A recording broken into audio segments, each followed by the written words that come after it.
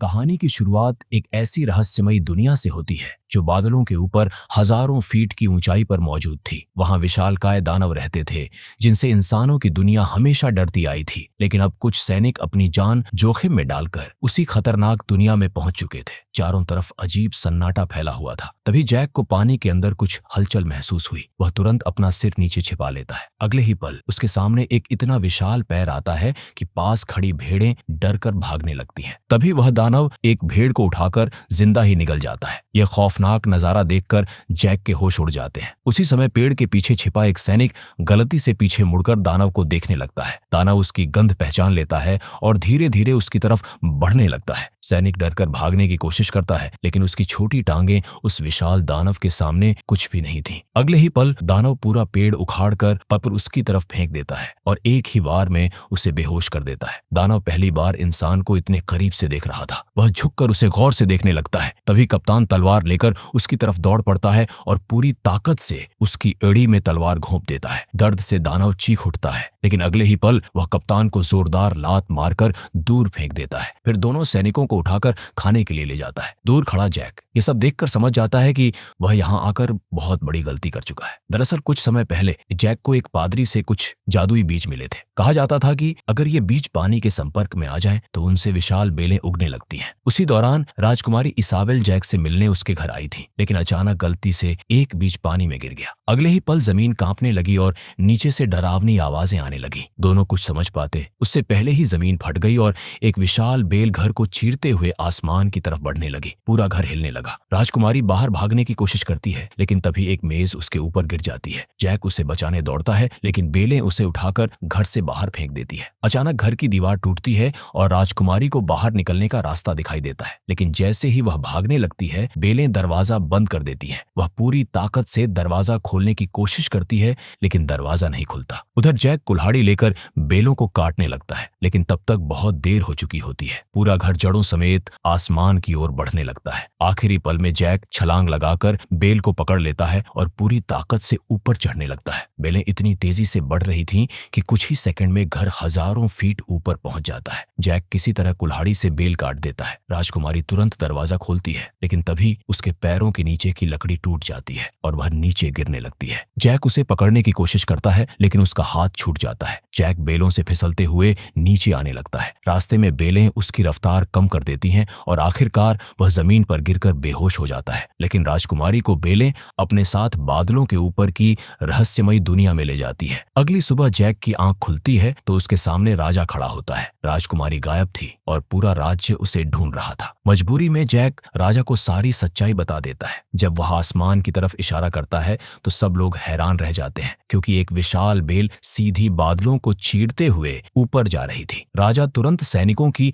एक टीम तैयार करता है और जैक के साथ राजकुमारी को बचाने भेज देता है। कप्तान एलमॉन्ट इस मिशन को लीड कर रहा था, जबकि रेड्रिक नाम का चालाक आदमी भी उनके साथ था। जल्द ही सभी लोग बेल के सहारे ऊपर चढ़ना शुरू कर देते हैं। जैसे जैसे वे ऊपर जाते हैं नीचे की दुनिया छोटी होती जाती है। ऊपर पहुंचने के लिए उन्हें एक बेल से दूसरी बेल पर स्लाइड करना पड़ता है। कप्तान सबसे पहले आगे बढ़ता है। मजबूरी में जैक भी तैयार हो जाता है, लेकिन तभी पीछे खड़ा रेड्रिक उसे अचानक धक्का दे देता है। इतनी ऊंचाई देखकर जैक डर जाता है और बीच रास्ते में उसका हाथ छूट जाता है। वह हजारों फीट नीचे गिरने लगता है, लेकिन किस्मत से बीच में बेलें उसे रोक लेती हैं। होश में आते ही वह फिर से ऊपर चढ़ना शुरू कर देता है। तभी मौसम अचानक खराब हो जाता है। चारों तरफ तूफान और बिजली चमकने लगती है। अचानक एक सैनिक पर बिजली गिरती है और वह नीचे फिसल जाता है। उसके साथ बाकी सैनिक भी नीचे गिरने लगते हैं। आखिरी पल में एक सैनिक रस्सी पकड़ लेता है और किसी तरह सबकी जान बच जाती है, लेकिन कुछ सैनिक अब भी हवा में लटके हुए थे। तभी रेड्रिक अपने साथी से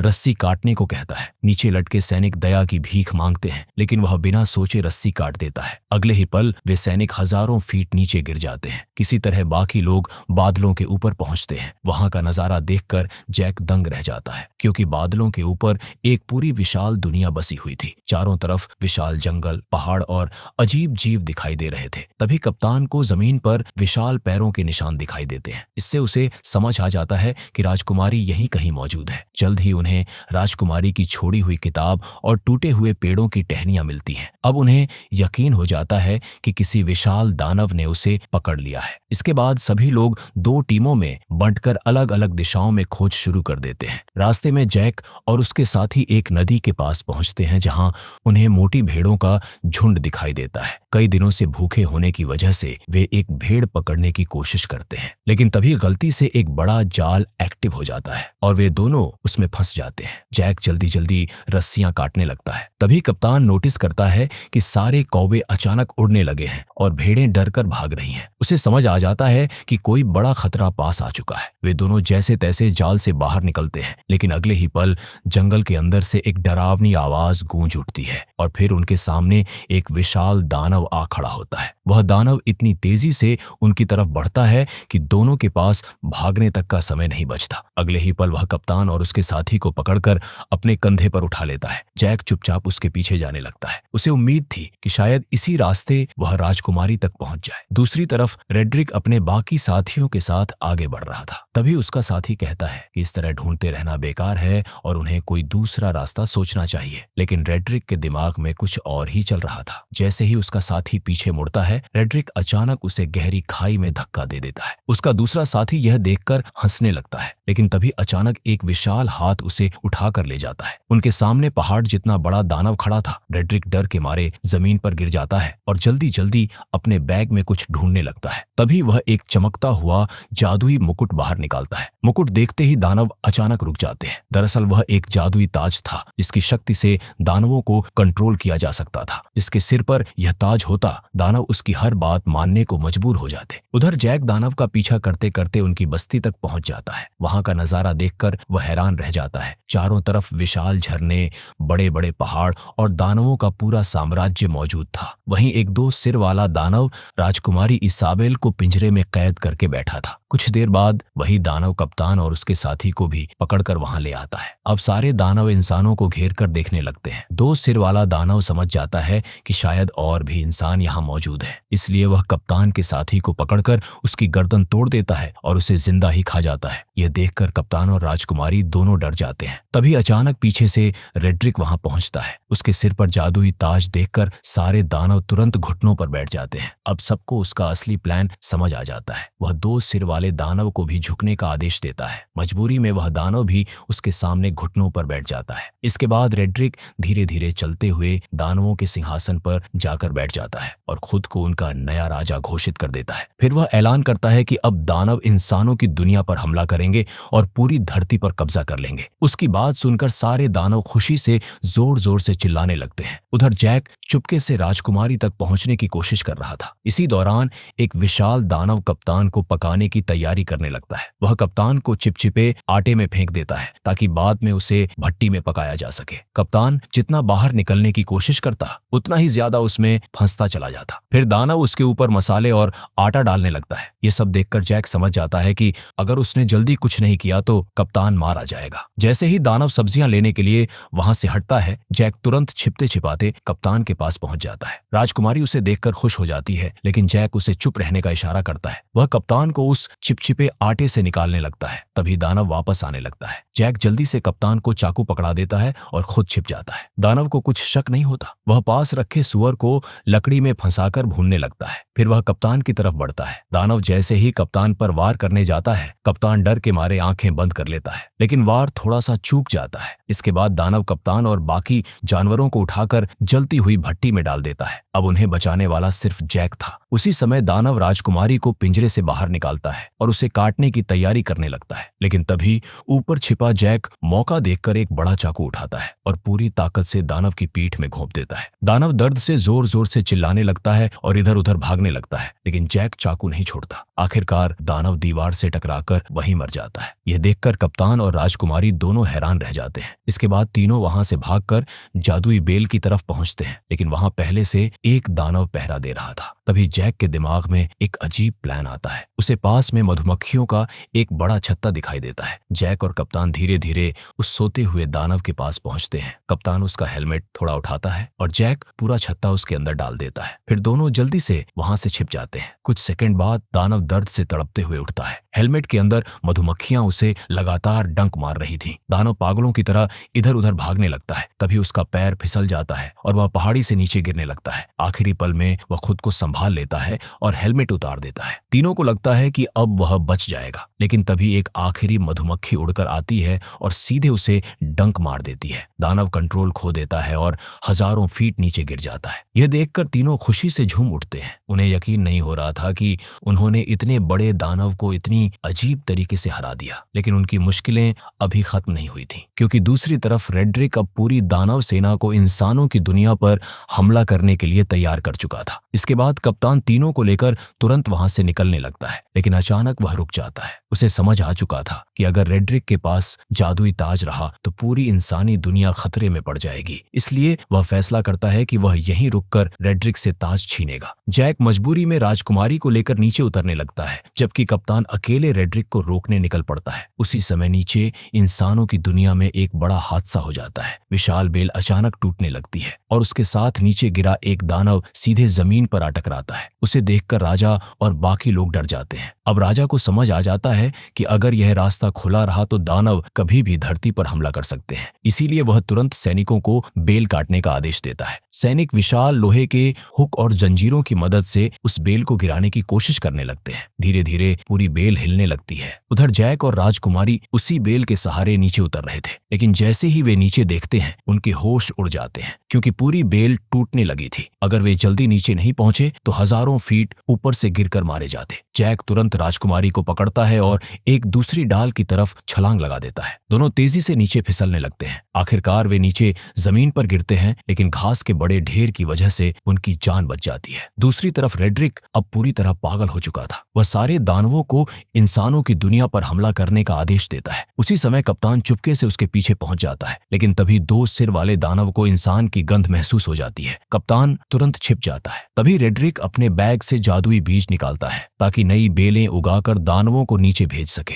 लेकिन इससे पहले कि वह कुछ कर पाता, कप्तान अचानक उस पर हमला कर देता है। दोनों के बीच भयंकर लड़ाई शुरू हो जाती है। धक्का लगते ही जादुई बीज जमीन पर गिर जाते हैं और रेड्रिक सीधे नीचे गड्ढे में जा गिरता है। रेड्रिक डरकर दानवों को मदद के लिए बुलाने लगता है। इसी दौरान कप्तान भी नीचे पहुंच जाता है और दोनों तलवारों से लड़ने लगते हैं। रेड्रिक तेजी से हमला करता है और कप्तान का हथियार दूर जा गिरता है। अब कप्तान पूरी तरह कमजोर पड़ने लगता है। रेड्रिक उसे पानी में डुबोकर मारने की कोशिश करता है, लेकिन तभी कप्तान की नजर पास बहते हुए एक चाकू पर पड़ती है। वह सही समय पर उसे दांतों से पकड़ लेता है और अचानक रेड्रिक के चेहरे पर हमला कर देता है। रेड्रिक दर्द से चीख उठता है। गुस्से में वह कप्तान को लगातार पीछे धकेलने लगता है। कुछ ही देर में कप्तान पहाड़ी के किनारे पहुंच जाता है। तभी रेड्रिक उसे जोरदार लात मारकर नीचे गिरा देता है, लेकिन कप्तान आखिरी पल में चट्टानों को पकड़ लेता है। रेड्रिक उसकी उंगलियों पर तलवार मारने लगता है ताकि वह नीचे गिर जाए, लेकिन कप्तान अचानक उसका हथियार पकड़कर उसी की टांग में घोंप देता है। रेड्रिक दर्द से चीख उठता है। बस फिर क्या था, कप्तान मौका देखकर तलवार सीधे उसके पेट में घुसा देता है। अगले ही पल रेड्रिक वहीं मर जाता है। उसके मरते ही जादुई ताज की शक्ति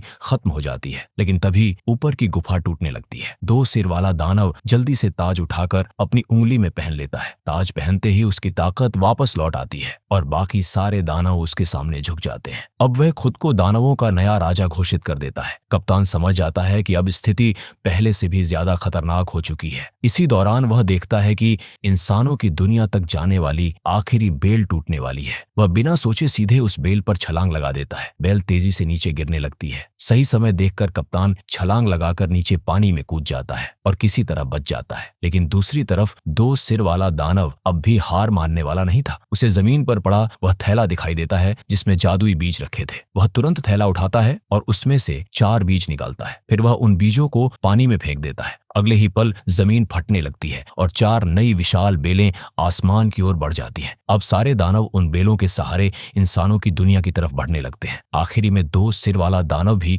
बेल पकड़कर नीचे उतरना शुरू कर देता है। उधर जैक घोड़े को पानी पिला रहा था। तभी उसकी नजर आसमान पर जाती है और वह देखकर दंग रह जाता है, क्योंकि सैकड़ों दानव तेजी से धरती की ओर उतर रहे थे। जैक तुरंत घोड़े पर सवार होकर राजा को चेतावनी देने निकल पड़ता है, लेकिन तब तक बहुत देर हो चुकी थी। दानव धरती पर पहुंच चुके थे। वे रास्ते में आने वाली हर चीज को तबाह करते हुए आगे बढ़ रहे थे। जो भी इंसान उनके सामने आ रहा था वे उसे जिंदा निगल जा रहे थे। पूरी इंसानी सेना उनके सामने बेबस नजर आ रही थी। तभी एक विशाल दानव पास की पवन चक्की का पंखा तोड़कर फेंक देता है। वह सीधे जमीन पर गिरता है और सब कुछ तहस नहस कर देता है। अब पूरे राज्य में अफरा तफरी मच चुकी थी। उधर किले के सैनिक भी दानवों को आते देख चुके थे। कप्तान तुरंत आदेश देता है कि खाई में तेल डाल दिया जाए। जैसे ही दानव किले के करीब पहुंचते हैं, सैनिक जलते हुए तीर छोड़ते हैं। अगले ही पल पूरी खाई आग से भर जाती है। इस बीच राजा और उसकी सेना सुरक्षित किले के अंदर पहुंच जाते हैं, लेकिन जैक अभी भी बाहर था और दानव उसके बेहद करीब पहुंच चुके थे।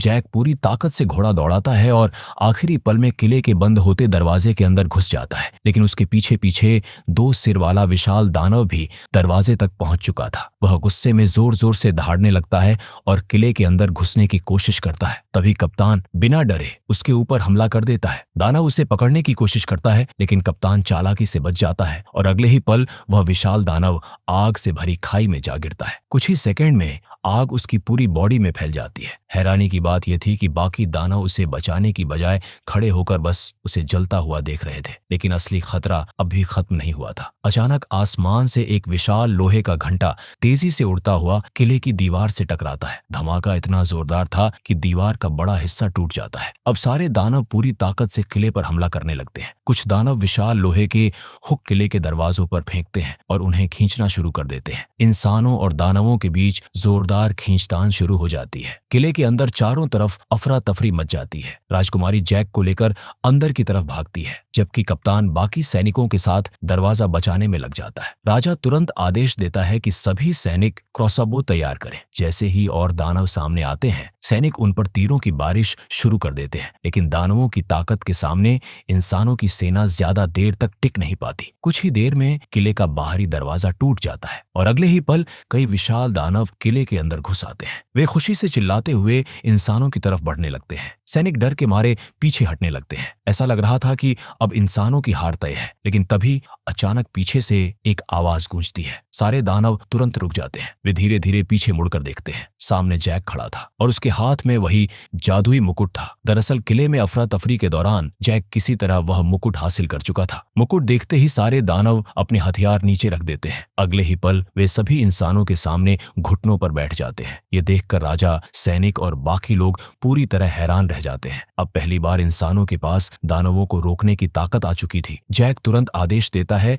कि सारे दानव वापस अपनी दुनिया में लौट जाएं। मजबूरी में सभी दानव उसका आदेश मान लेते हैं। इसके बाद सारे दानव वापस उन विशाल बेलों की तरफ बढ़ने लगते हैं। धीरे धीरे पूरी दानव सेना इंसानों की दुनिया छोड़कर वापस बादलों के ऊपर चली जाती है। इस तरह इंसानों की दुनिया एक भयानक विनाश से बच जाती है। इसके बाद राजा जैक की बहादुरी से बेहद खुश होता है, क्योंकि अगर जैक ना होता तो पूरा राज्य दानवों के कब्जे में जा चुका होता। अब जैक सिर्फ एक साधारण किसान नहीं रहा था, वह पूरे राज्य का हीरो बन चुका था। राजकुमारी भी जैक से बेहद प्रभावित हो चुकी थी। आखिरकार दोनों एक दूसरे के करीब आ जाते हैं और इसी के साथ यह शानदार कहानी खत्म हो जाती है।